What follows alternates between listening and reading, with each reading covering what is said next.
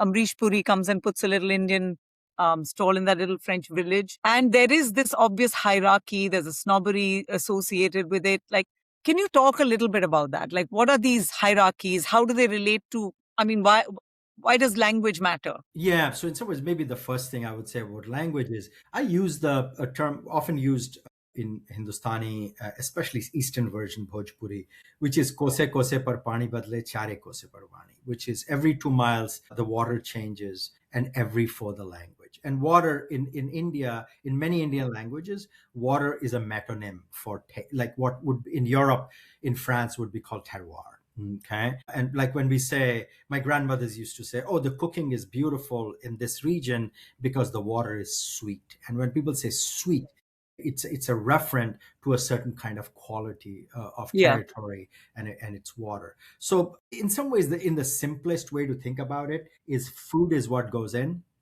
It's highly subjective until you start talking about it. So language is what comes out. Almost everywhere in the world, you eat and you talk and you endlessly dispute taste, good taste.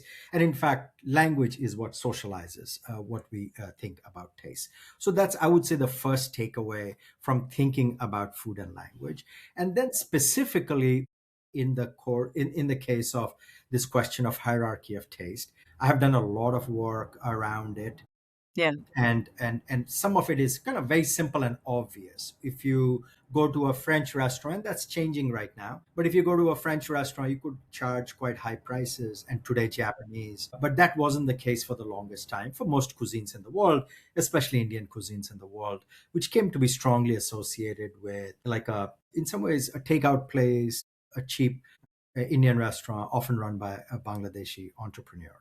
And so that argument is largely an argument about this question of what goes into behind demand when we ask for something and what is the price we are willing to pay. And Floyd Cardos, the Indian chef who ran, I think, the best in high-end Indian restaurants in at least in New York, Tabla, Yeah.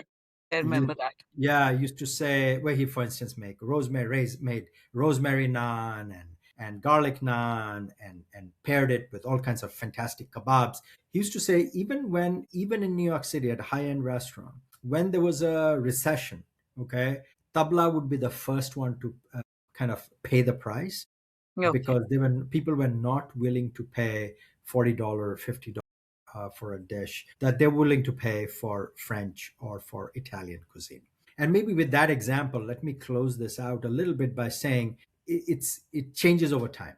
So at least since the late 18th, early 19th century, French cuisine has been highly valued by Western elites. Yeah. Not true with a lot of other cuisines, including Italian. Italian food, in fact, became a lot more visible in the United States to elites, in fact, late into the 1970s. And today, of course, you can do high end Italian.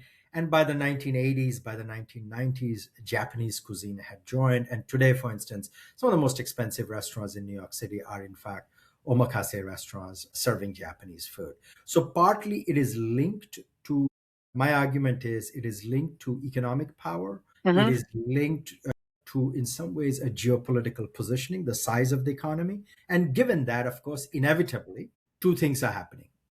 I had written a piece and it got extensive coverage in The Atlantic, where the lead will tell you what it is. Joe Pinsker had written this piece where I had said the future is expensive Chinese food. So I think the future is expensive Chinese food and also expensive Indian food. Slightly different because China Yeah. is almost 20 years ahead.